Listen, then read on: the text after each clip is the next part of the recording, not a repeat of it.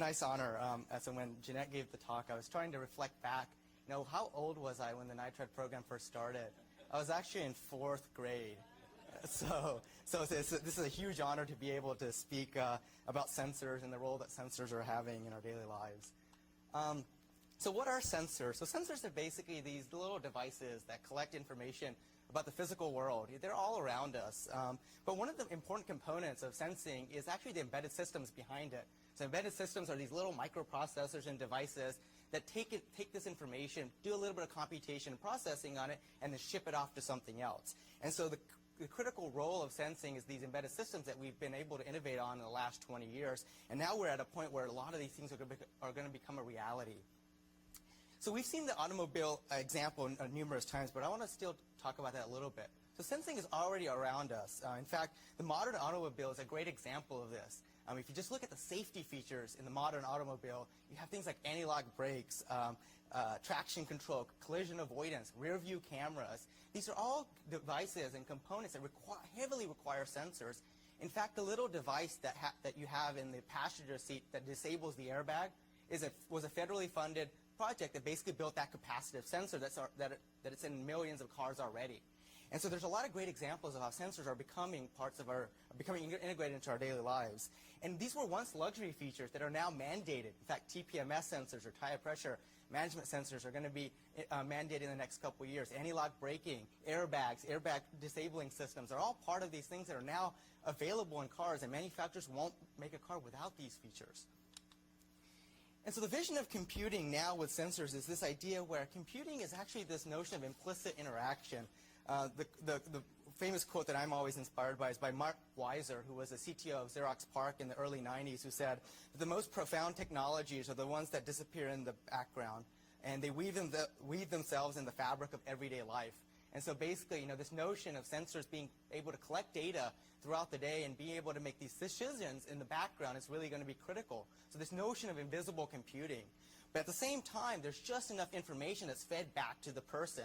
Right, so this notion of sensing and feedback. So the anti-lock braking system, you don't really have to think much about it. You don't have to pump your brakes anymore. You just hit the brakes and it does its thing. But at the same time, there's just enough relevant, actionable feedback that comes back to the driver, so they need to know what to do. So they don't have to worry about pumping their brakes. They just need to know just enough information, that the ABS system intervened, or it seems like it's failing, so you might want to get it checked out. So that synergy between sensing and feedback is really critical. And a lot of this actually pulls on many different disciplines. So without with just sensors are not going to really solve these critical problems. So sensors plus embedded systems plus machine learning, because a lot of the things that we're doing is inferring information from the sensor streams, and then human-computer interaction in terms of how do you actually feed this information back to enable some of these actionable feedback interfaces. And so the car is a great example of this, but a lot of the work that we've been doing in the research communities that have been federally funded have also extended this vision beyond cars. We've seen a lot of work in health, safety, and sustainability. So I just want to highlight some of these different examples. In health, there's been a number of projects. One of the examples that I really like to talk about is the Microsoft Connect, which was initially developed as a gaming platform, which is a 3D camera. So not only do you get the image of whatever it's looking at, but you get the depth information as well. So now you're seeing a number of different projects popping up because the Microsoft Connect has really lowered the barrier of using that technology to be able to do that kind of sensing. And so surgical robotics is one example, is being able for a doctor to basically use gestures and hand interaction, basically what they would typically do during a procedure, to remotely control robots from a distance, or even as a training procedure. Really lowers the barrier because these devices are much cheaper now. Mobile phones are becoming more and more ubiquitous, and you're seeing tons of projects where you see things like ultrasound machines integrated to a mobile phone, both for care within various facilities, but also doing care outside of facilities where you don't have access to these technologies. Also looking at using sensors that are already integrated onto the phone, the accelerometer, the microphone, to do a number of medical health sensing. In particular, one of the projects we've been working on is using the microphone by itself to do lung capacity and spirometric measurements without having to have an expensive spirometer with you. So being able to do that without any hardware at all. And also on-body sensing. There's a number of projects that's looked at putting sensors on the body to be able to collect physiological information about the body in real time and feeding that information back to medical professionals. And also contact lenses that can use the tears in your eyes to basically do some electrochemical analysis to figure out, well, what kind of physiological conditions are happening. And also smart home sensing, where we've looked at, looking at medication regimens, or looking at how you can track medication to basically assist one in terms of making sure that they're taking the right regimen. And in safety, one of the canonical examples are in bridges and safety of the road systems, where you have sensors deployed there to basically do strain gauge testing to see if a bridge is about to fail or if there's any damage after an earthquake. Tsunami alerts. So this is a lot of recent work in this place where they're installing really sensitive pressure sensors on the surfaces of the ocean floor to basically predict tsunami events thousands of miles away. In fact, I actually had the honor of playing with one of these sensors, where the demo was basically they put this sensor on a table, and he said, open and close that door. Oh, it picked up that, that the air being moved by opening and closing the door. He said, no, close the door and tap on it. Just a little jiggle within the little latch was able to pick up the waveform that's created by the movement of the air pressure in that room. So just imagine what else you could do with that. Home safety and loss prevention. One of the things that you have in your home is a smoke detector. Well, what would you do if you could actually have an ability to know that something's about to happen? So fire hazard detection. So one of the things that we've been working on with Allstate is looking at technology that can predict when fire is about to happen. So arc fault problems or other overloaded circuits where fire may be a hazard. And also looking at ways that you can install sensors in trees in a neighborhood to see if there's potential tree damage or if a tree is failing, and if there are some storms that might occur, what can you do to basically sense that before a tree may actually fall? So my wife and I had the unfortunate incident of a tree falling on our backyard just a few days ago. So we haven't quite solved that one yet, but eventually we will. And more recently, sustainability has been a huge area of focus. We're looking at using sensing technology to monitor energy and water use. Right now, we have very little visibility in how much energy and water do we use. And I'll talk a little bit more about that in a second.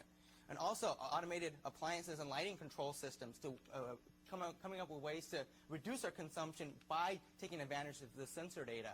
And then also smart grid load balancing. So right now we're trying to figure out ways that sensors can play a role where we can, tailor energy usage to particular areas and being able to shift those loads dynamically in different areas. So one of the examples I want to talk about really briefly is this area of residential resource monitoring. It's something that my group has been working on fairly extensively the last couple of years. Often when I talk about residential energy monitoring, people say, well, isn't it the big factory that's down the road that's consuming a lot of the energy and the water right now? It turns out it may be, but a quarter of our energy use is actually what we do in our daily lives in our home. In fact, water, more than half of the water used in this country is basically the residential water that we consume on a day-to-day basis. Again, this is treated water, so this isn't water for irrigation purposes, so this is actually clean treated water. And so over 50% of it is in our daily homes. But if you think about it, what kind of feedback do we get in our homes? We have this ugly-looking meter thing on the outside of our house that my mom often tries to hide or try to remove. And when I tell her, if you try to remove that thing, you're going to get in trouble. You'll probably get put in jail for removing your meter. But it's this little device on the outside of your house that really doesn't tell you much, right? I mean, how do you read information about energy use from this meter that has pretty fairly esoteric units and hard-to-read gauges and interfaces? And in fact, water meters are buried, and you can't even get to them. You've got to brush a bunch of leaves off before you get to them.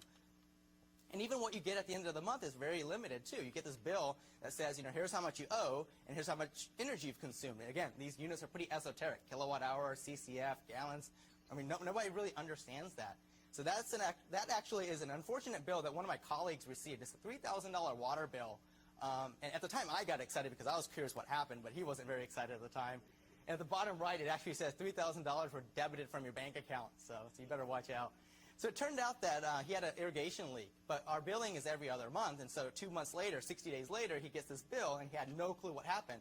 The funny thing was what they did was they mailed this with a little die pack that said, you need to put this in your toilet because this will tell you if your toilet's running too often. If you do the math, if their toilet was running for 60 days, you still couldn't consume 10,000 gallons. So it's clear that even the utilities have very little visibility in where water or energy is being consumed. So how can you build technology that actually empowers consumers and also other stakeholders, utilities, appliance manufacturers, to get a better understanding of residential energy consumption? And it turns out that a lot of work in the past, in fact, a lot of this work dates back to the 70s, where environmental psychologists showed that you can reduce energy consumption by 15 to 20%, sustained reduction in energy consumption by providing the appropriate itemized feedback. So getting a breakdown of what you're consuming in the home. But the problem in the 70s was that building the technology to deploy this was incredibly hard. So what they had to do was they took painstaking measures to basically install a sensor behind every plumbing appliance, every device in the house. They had that rat's nest of a sensor deployment there where they got into the breaker panels, instrumented every circuit breaker, every different device you can imagine. So it couldn't really scale. They had the ability to collect enough data in a few thousand homes, but how would you ever scale this into a real home? It wasn't until just recently where we have advances in embedded systems and digital signal processing hardware that we can actually envision a future where we can do this now. And so this is some of the things that we've been working on where, instead of taking this complicated sensor deployment, well, can we just build one sensor that tries to monitor the resource consumption in your home? And so one example here is on the left where you see the sensing and hardware part, where we have two devices that we've built. One is a device that plugs into an electrical outlet, and so you don't need a sensor for every device. It's a single device that plugs into one outlet. And what it does is it monitors the electrical noise over the power line. That's the side effect of the uses of your various different electronic devices like your TV, your laptop charger, and computer. And it basically infers what's happening based on that model that we've created. So if we have a model of what a power supply looks like based on the emanating noise, we can actually figure out what just turned on. All right? Similarly, for the water technology, we have a device that screws onto a single hose bib. And it does the same thing. It looks at pressure noise, water pressure noise, to infer, well, what fixture was being used and how much water it consumed. So with single sensors and machine learning, we can start to figure out what devices are consuming how much energy without having to have a complicated sensor network deployment. But this is all possible because we've advanced so much in terms of digital signal processing technology to be able to do that in real time locally and ship this information off to a cloud-based interface where you can do a lot of the machine learning algorithms on a different server and then feed that information back. And so we've been able to build feedback interfaces like the one on the very far right there that gives you not only information about how much you're consuming, but a breakdown of how much you've consumed throughout the day, and then providing this feedback in an actionable form. But there's still a lot of challenges that remain in embedded systems and sensing. There's a lot of work in the sensing side, but one of the challenges is battery life. Now, we're going to have more and more sensors being deployed in an environment, but what are we going to do with all those batteries? So those, I have a drawer that looks like the thing on the right there. Is you have all these batteries that I've gone through. And if you look at just the trend in processor technology on the left there, which is basically density of transistors on a chip, if you were to plot density of battery capacity, it's there. It's flat, right? I was even being generous and gave it a little slant there, too. But pretty much capacity is pretty flat right now. And so there's a lot of work still needed to be done in terms of how do you optimize embedded platforms, coming up with new algorithms and new operating systems on an embedded solution that really gets the power down. Because battery technology is only going to get us so far, and so a lot of it is all computational. And then there's other approaches that the community has been looking at, which is new power harvesting techniques. What are alternative power sources? So on the right there is an example of a project that's being done where sensors are actually harvesting energy from the HD towers that are already out there. So basically HD TV signals that are being emanated from 100 kilowatt towers that are in your neighborhood to basically use that radiated energy to harvest energy to power sensors. So what are some other alternative wireless powering technologies, solar technologies that we can leverage to power these sensors? So in summary, we've made a lot of progress in sensing systems and embedded systems. Huge amount of potential impact. A lot of the application areas that we'll be talking about today and have talked about, sensors play a critical role there. And I think it's only just going to grow. And there's a huge emerging need for low-power sensing solutions and creative ways to really get the power consumption down. And something I really didn't talk about today, which is ways to provision these sensors. So you're going to have these sensors that are available to consumers, just like the energy monitoring technology that I mentioned, where it's easy to deploy by the consumer. But how do they actually provision these things? There's a reason why the wireless router is the #1 most returned consumer electronic device. The RMA for wireless routers, it's orders of magnitude higher than the second most returned device on the market. But it gives you, there's a lot of value add with the wireless router, but it's still incredibly hard to provision. That's something that we have to start to address soon before we get to that point. All right, thank you, and I'll take questions.